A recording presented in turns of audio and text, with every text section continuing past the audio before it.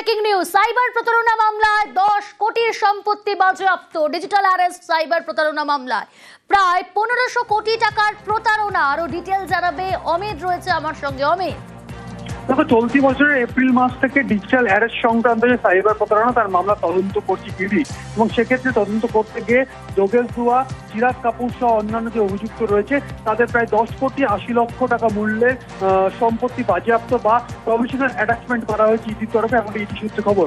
চলতি সপ্তাহের গোড়াতেই ইডির তরফে যোগেশ দুয়া, চিরাগ কাপুর সহ মোট 12 জন এবং একটি সংস্থার বিরুদ্ধে ইডির তরফে চার্জশিট দেওয়া হয়েছে এবং 1500 কোটি টাকার এই প্রতারণা, এমনটা কিন্তু চার্জশিটে উল্লেখ করা হয়েছে ইডির তরফে। এবং একসঙ্গে এই টাকা বিদেশে বিভিন্ন অ্যাকাউন্টে পাঠিয়ে দেওয়া হয়েছে বা আর্থিক লেনদেন হয়েছে, এই তথ্য কিন্তু সামনে এসছে।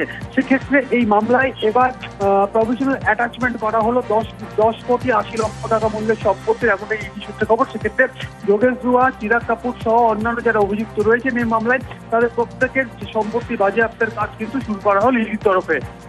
বেশ।